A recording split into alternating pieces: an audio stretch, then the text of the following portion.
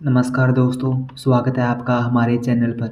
मेरा नाम पीके वर्मा है और आज मैं आपको वैदिक सभ्यता के बारे में पढ़ाने वाला हूँ। तो चलिए अपने पेन और पेपर के साथ तैयार हो जाइए और बिना किसी देरी के इस क्लास को शुरू करते हैं। एक बात मैं ज़रूर कहना चाहता हूँ, आप इस क्लास को सीधा मत देखना, नोट्स ज़रूर बना लेना और उसको रिवाइज करना होता है, इससे कुछ समझ में नहीं आएगा। तो सबसे पहले मैं स्टार्ट करने वाला हूँ। जो वैदिक सभ्यता है वो 1500 से लेकर 600 ईस्वी पूर्व तक इसका टाइम पीरियड था। ठीक है, देखो 1500 से लेकर 600 ईस्वी पूर्व, यानी कि ईस्वी से भी पहले। और जो वैदिक सभ्यता, इसको हम दो भागों में बांट सकते हैं क्योंकि टाइम पीरियड बहुत बड़ा हो जाता है ना, तो इसलिए एक तो ऋग्वैदिक या पूर्व वैदिक काल भी कहते हैं जो 1500 से लेकर 1000 ईस्वी पूर्व तक रहता है। ओके, और एक उत्तर वैदिक काल होता है जो 1000 से लेकर 600 ईस्वी तक रहता है। ये इस दो पार्ट में हम इस वैदिक सभ्यता को बांट देते हैं।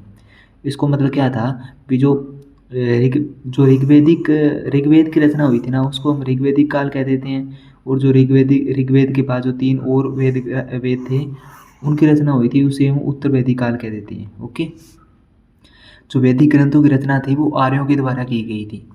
ठीक है, और आर्य भारत में कब आए थे? अ, इनका लगभग 1500 ईस्वी से थोड़े टाइम पहले ये भारत में आए थे। ओके, और भारत में आर्यों का आगमन कब हुआ है मैंने बता दिया। आर्यों, उस आर्य शब्द का मतलब क्या है? इसका मतलब श्रेष्ठ अथवा कुलीन। ये एग्जाम में पूछा भी जाता है भी आर्य आर्य शब्द का अर्थ क्या है, तो हम बताएंगे श्रेष्ठ और कुलीन। और आगे भारत में 1500 ईस्वी से पहले आगमन हुआ, ये भी मैं बता चुका हूँ। इंडो यूरोपियन परिवार की भाषा का प्रयोग करते थे ये, और सत्य सेवन प्रदेश में रहते थे। इसका मतलब है भी जो सद्य जो 7 नदियाँ बहती थी ना, तो उस इलाके को सपत सद्य प्रदेश कहते थे, जिसे उसके अंदर 7 नदियाँ ये थी। एक तो सिंधु, झेलम, चिनाब, व्यास, रावी, सतलुज और सरस्वती। ये 7 नदियाँ थी, इस इलाकों में ये रहते थे। ठीक है, जैसे भारत का मैप की बात करें ना, मेरे पास मैप है नहीं तो दिखा देता आपको। तो आगे बात करते हैं हम। ठीक है, और सबसे प्रमुख नदी थी वो सिंधु थी। सिंधु ही होगी ना, क्योंकि ये सबसे बड़ी है। आपको पता ही है सिंधु नदी का है ना, ऊपर ऐसे बहती है, देख लेना। इंडस नदी भी बोलते हैं इसको। दूसरी नदी सरस्वती थी जो अभी ख़त्म हो चुकी है। ठीक है, और ये सबसे इम्पोर्टेंट है भी जो नदियाँ और उनके प्राचीन नाम क्या थे? जो वित्सता था उसे झेलम कहते थे, अस्कनी को चनाब, पुरुषनी को रावी। पुरुषनी रावी ये बहुत पूछा जाता है एग्जाम में। विपाशा व्यास, और स्तुंद्री सतलुज, गोमल गोमती, कुंभा काबुल, सरस्वती घग्गर। ये आप अपने नोट्स में ज़रूर लिखना है। ओके, अगर आपको ये नोट्स चाहिए ना तो मुझे कमेंट कर देना, मैं कर दूँगा कोई प्रोवाइड, जैसे रिप्लाई कर बता दूँगा आपको। जो आगे है वैदिक साहित्य। वेदों के संकलन के कारण इसे वैदिक सभ्यता कहते हैं, ये भी मैंने पहले बता चुका हूँ। जो संकलन करता किसने किया था? ये कृष्ण देवपायन। वेदों के जो वेद अच्छा वेदों के पृथक्करण और व्यास के कारण से वेद व्यास भी कहते हैं। ये इतना इम्पोर्टेंट नहीं है। अब हम ये इम्पोर्टेंट है भी, वैदिक साहित्य में 4 वेद थे। कौन से? ब्राह्मण। वैदिक साहित्य में 4 वेद, ब्राह्मण, आरण्यक, उपनिषद और वेदांग शामिल है। ठीक है, अगर कोई पूछे भी वैदिक साहित्य में क्या क्या शामिल है, तो ऐसे नहीं बोलना भी 4 वेद ही है, तो हमें सारा बोलना है भी 4 वेद भी है, ब्राह्मण भी है, आरण्यक है, उपनिषद है और वेदांग भी शामिल है। ओके, फिर बाद में हम एक एक चीज़ पढ़ेंगे इनको। ठीक है, वेद, ऋग्वेद, ऐसे सारे। ठीक है, अब आगे है वेद। वेद धातु से बना है और इसका अर्थ है जानना, अर्थात ज्ञान। इस शब्द का मीनिंग क्या है? ज्ञान, वेद शब्द का। चारों वेदों को मतलब चारों वेद को इकट्ठे रूप में संहिता कहती हैं। ओके, अगर ऋग्वेद, सामवेद और यजुर्वेद तीनों को तो हम वेदत्री कहते हैं, लेकिन चारों वेद को संहिता कहते हैं। ये आता होता है कि चारों वेदों के इकट्ठे को क्या कहते हैं? संहिता। और ऋग्वेद, सामवेद और यजुर्वेद, इन तीनों को कहते हैं वेदत्री। रचना देवताओं के द्वारा अंत, ये इतना इम्पोर्टेंट नहीं है। ठीक है, इधर है इसमें ये तो इम्पोर्टेंट नहीं है, लेकिन ये उपखंड है, संहिता है, उसके अंदर मंत्र होते थे। ब्राह्मण है, उसके अंदर समारोह या अनुष्ठान के बारे में जिक्र था। आनेक थे जंगल, इसे आरण्यक शब्द है ना, इसको जंगल के लिए यूज करते थे, ठीक है, इसे याद रह जाएगा। उपनिषद या वेदांत थे, इसको दर्शन या उपनिषद का मतलब होता है अपने गुरु के नज़दीक बैठना, और वेदांत इसे ही कहती हैं, ठीक है। अब आगे आता है ऋग्वेद, सबसे बड़ा और सबसे पुराना वेद है ये, ओके। तीसरा मंडल में है, ऋग्वेद के तीसरे मंडल में जो विश्वामित्र द्वारा रचित है, इसमें सूर्य देवता सावित्री देवी को समर्पित गायत्री मंत्र है, ठीक है। गायत्री मंत्र किस में है? ऋग्वेद में है, तीसरे मंडल में है, और ये किस देवता को समर्पित है? सूर्य देवता सावित्री को, ठीक है। नौवें मंडल इंपॉर्टेंट है इसका, इसमें सोम देवता का उल्लेख है। ये बहुत ही बार एग्जाम में पूछा गया था, एक बार मैं भी एग्जाम देने गया था ना एसएससी का शायद, तो उसमें ये आया था। वो सोम किसका देवता था? वनस्पति का, ओके। 10वां मंडल सबसे इम्पोर्टेंट है, इसमें है जो पुरुष सूक्त यानी कि 4 वर्णों का जिक्र किया गया है, और 4 वर्ण कौन से थे? ब्राह्मण थे, क्षत्रिय थे, वैश्य थे और शूद्र थे, ठीक है। ब्राह्मण जो पढ़ाई वगैरह का काम करते थे, क्षत्रिय थे वो जो क्या कहते हैं अपना जो जैसे मान लो राज विभाग का और काम होता था ना पढ़ाने के अलावा, वो करते थे ये। और वैश्य ये सैनिक कार्रवाई, ये भी सैनिक कार्रवाई वगैरह करते थे, और ये करते थे दास, ठीक है। शूद्र का 1 बार जिक्र हुआ है, वैश्य का भी 1 बार जिक्र हुआ है, क्षत्रिय का 9 बार जिक्र हुआ है, और ब्राह्मण का 15 बार जिक्र हुआ है, ठीक है। अब इसका मतलब 15 बार जिक्र हुआ है तो इसका ये बहुत महत्वपूर्ण होगा। अगर शूद्र का 1 बार जिक्र हुआ है तो ये कम इम्पोर्टेंट होगा ना। ऋग्वेद में अगन्य शब्द यूज़ किया गया है, जो गाय के लिए यूज़ किया गया है, ठीक है। गाय को बहुत पवित्र मानते थे। जो ब्राह्मण ग्रंथ है वो 2 ऐत्रेय और कौशितिक है इसके, ऋग्वेद के ब्राह्मण ग्रंथ ऐत्रेय और कौशितिक है, ठीक है। बाद में ये है इम्पोर्टेंट, ऋग्वेद में कुछ शब्द यूज़ किए गए हैं, उसको बताने वाला हूँ। इंद्र को सबसे ज़्यादा बार 250 बार यूज़ किया गया है, ठीक है, 250 बार। विष्णु को 100 बार, अग्नि को 200 बार। एक चीज़ बताता हूँ, ये पूछा जाता है भी सबसे महत्वपूर्ण देवता कौन सा है, तो सबसे महत्वपूर्ण देवता तो ऋग्वेद में इंद्र है। अगर इंद्र ऑप्शन में ना हो तो दूसरे नंबर पर अग्नि है, ओके। और ये पूछ रहा था अभी गंगा का कितनी बार उल्लेख है, तो 1 बार, ठीक है। और यमुना नदी का 3 बार यूज हुआ है, ठीक है।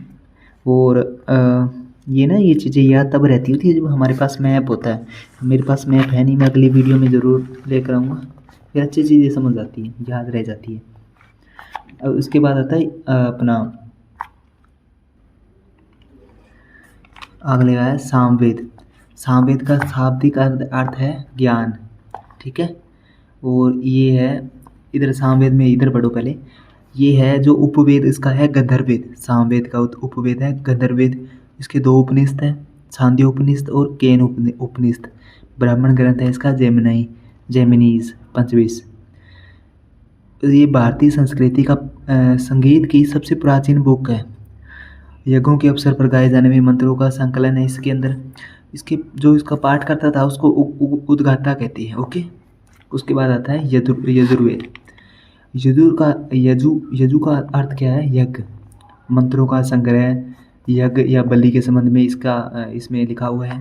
गंध और पद दोनों में लिखा हुआ है ये, ठीक है। यज्ञ की विधियाँ लिखी हुई है इसके अंदर। और जो इसको पढ़ता है, इसके पाठकर्ता को अधर्वयु कहते हैं, ओके। और शतपथ,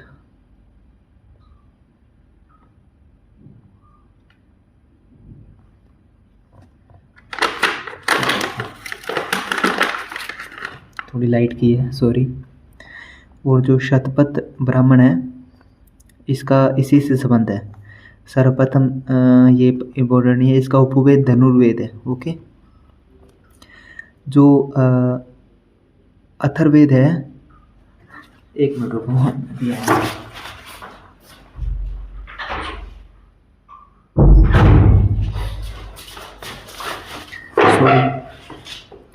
जो आगे अथर्ववेद है उसके बारे में बताने वाला हूँ। इसके अंदर ये इम्पोर्टेंट नहीं है, ये इतना याद रखना है। अथर्ववेद ये जादू टोना से या तंत्र मंत्र से रिलेटेड है, ठीक है। इसमें औषधियों का जिक्र है, और इसके पुरोहित को ब्राह्मण कहते हैं, ओके। और इसमें प्रजापति की दो पुत्रियां का वर्णन है, सभा और स्मृति। ठीक है। और ये सबसे ज़्यादा नवीन वेद है। और इसका है ब्राह्मण ग्रंथ, इसका गौतम है। और उपनिषद इसका मुंडक उपनिषद, उपनिषद और मांडुक्य उपनिषद। मुंडक उपनिषद से हमने क्या लिया हुआ है मुझे कमेंट में बताना। ओके। और ब्राह्मण ग्रंथ इसके अंदर मैं थोड़ा थोड़ा पढ़ाऊँगा, वही पूछा जाता है, क्यों ज़्यादा फालतू पढ़ने का कोई फ़ायदा नहीं है, वैसे बुरा थोड़ी पढ़ना है। ब्राह्मण ग्रंथ ये क्या है, ये वेदों के जो व्याख्या करने के लिए लिखे गए थे। ठीक है। क्योंकि वेद तो बहुत बड़े बड़े होते थे, लॉन्ग होते थे, तो उनको समझने के लिए इनकी इस तरह के एक शॉर्ट नोट्स बनाए गए थे, ऐसे समझ लो। ठीक है। जैसे ये इस बुक का बनाया गया है, ये बुक में मैं बता दूंगा, कमेंट कर देना कौन सी बुक है। आरण्यक ये थे, मैंने कहा था ना, ये आरण्यक ये जंगल के लिए यूज़ किया जाता था, जंगलों को कहा जाता है। तो जो जंगल में जाकर जो बैठकर रचे जाते थे ना जो ग्रंथ वगैरह, उसको हम आरण्यक कह देते हैं ना। वनों में रचे जाने वाले आरण्यक कहे जाने वाले ब्राह्मण ग्रंथों के ना, ये लिखा हुआ है, सब कुछ पढ़ लेना। उपनिषद में क्या है, वेदांत। इसमें इसके पहले बताया था मैंने, उपनिषद का मैंने गुरु के नज़दीक बैठकर सीखी जाने वाली विद्या। ठीक है। इसके अंदर वैसे यही पूछा जाता है, और इसके अंदर नहीं पूछा जाता। वेदांत की संख्या पूछी जाती है, ये है 6। ओके। और इधर में से इम्पोर्टेंट है, मैंने कहा था ना मुंडक उपनिषद से सत्यमेव जयते लिया जाता है, ये कमेंट करने के लिए कहा था। ओके। और सब्सक्राइब कर लो प्लीज़, और लाइक ज़रूर कर देना। ये मेरा यूट्यूब पर सेकंड वीडियो है। ओके। और वेदांत है वो पूछ जाते हैं भी कौन से हैं, इसे ऑप्शन दे देते हैं 4, उनमें से कहते हैं भी कौन सा नहीं है, तो ये 4 पढ़ लेना आपने भी। शिक्षा है, कल्प है, व्याकरण है, ज्योतिष है, छंद है और निरुक्त है। ओके। शिक्षा, कल्प, व्याकरण, ज्योतिष, छंद और निरुक्त। और भारतीय दर्शन परंपरावादी ये क्या है, ये है सांख्य दर्शन। ये पूछा जाता है एग्ज़ाम में, मेरे पेपर में कौन सा आया था, ये आया था न्याय दर्शन वाला। हाँ ठीक है। भारतीय दर्शन परंपरावादी में ये है भी सांख्य दर्शन किसने लिखा है, कपिल मुनि। न्याय दर्शन गौतम। ठीक है। और वैशेषिक दर्शन ऋषिकनाथ। योग दर्शन पतंजलि। उत्तर मीमांसा वेदांत है ये बादरायण। पूर्व मीमांसा ये जैमिनी लिखा है। ठीक है। पूर्व मीमांसा जैमिनी। पुराण है वो 18 है। ठीक है। इतना ही पूछा जाता है। महाभारत में है भी, ये लिखा किसने था, महर्षि व्यास ने लिखा था। ठीक है। और इसके 2400 श्लोक है भारत में। रामायण था वो महर्षि वाल्मीकि ने लिखा था, 6000 श्लोक थे पहले, अब 2400 है। ठीक है। और जो स्मृतियाँ हैं, स्मृतियों के बारे में क्वेश्चन नहीं आता। ठीक है। अब ऋग्वेदिक काल के बारे में, इतने टाइम तो मैंने कहा था ना, जैसे कि यहाँ पे कहा था ऋग्वेदिक काल और उत्तरवेदिक काल में पढ़ा गया था, ये 1500 से लेकर 1000 ईस्वी तक था ऋग्वेदिक। अब ये ऋग्वेदिक पढ़ने वाला हूँ। ओके। पढ़ने वाला नहीं। अब ऋग्वेदिक काल है जो इसके अंदर क्या है, ऋग्वेद, सामवेद और यजुर्वेद, जिन्हें हम वेदांत्री भी कहते हैं, ये जानकारी के स्रोत है इसके अंदर। ऋग्वेद में लोहे की जानकारी नहीं थी लोगों को। ठीक है। आर्य के लोग कबीला में रहते थे, कबीलाई प्रकार का जीवन था उनका। ठीक है। और राजनीतिक संरचना में क्या था, प्रशासन का केंद्र कबीला ही होता था, और उसका जो मुखी था वो राजा होता था। ठीक है। राजा को सरदार भी कह देते थे। ये वंशा ऐसे नहीं था भी जैसे बाप का बेटा राजा का बेटा राजा बनेगा, ऐसा नहीं था। ठीक है। ये जो लोग चुनते थे उसके हिसाब से बनता होता था। ठीक है। और दैनिक प्रशासन में अधिकारियों में राजा की सहायता के लिए होते, सबसे महत्वपूर्ण होते थे पुरोहित। पुरोहित क्या होते थे, पुरोहित 2 प्रकार के, विषमित्र और वशिष्ठ। ठीक है। विषमित्र उदारवादी होता था और वशिष्ठ रूढ़िवादी। ठीक है। और बाद में जाकर ना वो राजा सुदास ने विषमित्र को हटाकर इसको बना लिया था, तब इसलिए तो वो युद्ध हुआ था ना, क्या कहते हैं उसको, प्रूसनी नदी के किनारे। कौन सा युद्ध हुआ था ये मुझे कमेंट में बताना आप। ठीक है। वो इसका एक सबसे महत्वपूर्ण अधिकारी था, वो गौतम था। गोमत, सॉरी गोमत था, ये धनी व्यक्ति था। गोमत गाय के लिए यूज़ होता था, मैंने पहले बताया, जो गाय की रक्षा करते हैं उसे कहते हैं। कुछ संस्थाएं थी जैसे सभा, ये सभा जो बुजुर्ग व्यक्ति थे उनके लिए थी। समिति ये आम लोगों के लिए थी। इसमें ना पुरुष और क्षत्रिय दोनों भाग ले सकते थे और ये राजा के चुनाव करते थे। मैंने कहा ना राजा राजा का बेटा राजा नहीं होता था, लोग चुनते थे। तो ये समिति थी, ये चुनती थी। और विद्य थे ये प्रतिभाव, इसमें पुरुष और क्षत्रिय दोनों थे। ओके, आगे चैनल को सब्सक्राइब करा देना। मैं पूरी एंशिएंट और पूरी मेडिवल और पूरी मॉडर्न हिस्ट्री कराने वाला हूँ, ऐसे ही बहुत अच्छे से। ठीक है, ये तो मेरा सेकंड वीडियो है, इसलिए बोलने की थोड़ी तरीका नहीं है। सामाजिक स्थिति के बारे में बताने वाला हूँ। काम के आधार पर वर्गों में विभाजित था कि जो मोच का काम करते थे उसको एक वर्ग में, जो पढ़ाने वाला काम करते थे उसको ब्राह्मण, ऐसे ना मैं बताऊँगा। जैसे पुरोहित, पुरोहित थे वो यज्ञ करने वाले, अनुसाद करने वाले काम कहा जाता था। ठीक है, और जो जन्म शब्द है वो उसका 275 बार यूज हुआ है। और दूसरा सबसे महत्वपूर्ण शब्द है वो विषय 170 बार उल्लेख हुआ है। ये जन वाला मेरे पेपर में आया था। ऋग्वेद में जो वर्ग थे वो पुरोहित थे, वो राम जनता थी और योद्धा थे। ठीक है, और जो परिवार था वो पिता को सबसे ज़्यादा मानता था। ठीक है, बहुपति या तथा प्रचलित या इसके अंदर क्या कह रहा है अभी, जो बहुपति यानी कि वो एक से ज़्यादा पति रख सकते थे। ठीक है, और विधवा विवाह भी प्रचलित था, बाल विवाह नहीं था। ठीक है, ये पेपर में आता है भी कौन सी प्रथा ऋग्वेदिक काल में प्रचलित नहीं थी, तो बाल विवाह नहीं था। ठीक है, और धार्मिक स्थिति के बारे में ये बताने वाला हूँ भी। ऋग्वेद में सबसे प्रतापी देवता इंद्र थे और दूसरे नंबर पर अग्नि थे। इंद्र को पुरंदर या किले तोड़ने वाला भी कहा गया है। आर्यों का युद्ध का देवता भी कहते थे इंद्र को। अग्नि को दूसरा स्थान था, ये मानव और देवताओं के बीच में स्थिरता रखते थे। आर्थिक स्थिति के बारे में क्या है, जो पशुचारक थे वो जो पशुचारक थे ज़्यादातर लोग, और युद्ध इसलिए होता था, गाय के लिए युद्ध होता था। गाय का अन्वेषण इनकी सबसे उत्तम धन है। ठीक है, व्यापार वस्तु विनिमय पर आधारित थे। व्यापारियों के लिए प्रणीत शब्द यूज होते थे। ठीक है, और उत्तर वैदिक काल पढ़ेंगे अब वीडियो में नेक्स्ट। ये थोड़ा सही है, चलो पढ़ते थे। इसके अंदर ना ज़्यादा नहीं है, इतना सब बताना चाहता हूँ। उत्तर वैदिक काल है जो 1000 ईस्वी से लेकर 600 ईस्वी पूर्व तक रहा है। ठीक है, इसके अंदर सबसे पहले तो मैं बताने वाला हूँ वो जो क्या कहते हैं, लास्ट वाला ग्रंथ यूज हुआ था, यूज नहीं हुआ था, आई मीन लिखा गया था, जो कौन सा था, अथर्ववेद है ना, वो इसमें लिखा गया था। सॉरी गलत हो गया। जो पिछले 3 थे ना, सामवेद, यजुर्वेद और अथर्ववेद, वो तीनों इसमें लिखे गए थे। ठीक है, और जो ये इसका इलाका था ना वो चेंज हो गया था थोड़ा, क्योंकि लोग जो थोड़े लोहे का यूज़ करने लगे थे, तो उसने जंगल वगैरह काट दिए थे, तो उत्तर प्रदेश, पंजाब, हरियाणा, राजस्थान तक प्रचलित हो गए थे। उन्होंने जो घोड़े से चलने वाला रथ का प्रयोग करना स्टार्ट कर दिया था। ठीक है, और भरत और कुरु इस काल के प्रसिद्ध कबीले थे। ओके, दिल्ली क्षेत्र और दुआब के ऊपरी भाग पर इनका अधिकार था। राजधानी हस्तिनापुर थी। महाभारत का युद्ध इन्हीं कौरवों और पांडवों के बीच 950 ईस्वी पूर्व में हुआ कहा जाता है। राजनीतिक संरचना के बारे में बात करेंगे।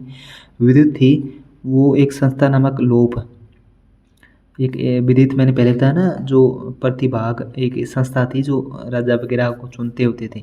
ठीक है, सभा और समिति राज्यों और अभिभाज्यों के वर्ग में वर्चस्व में रही।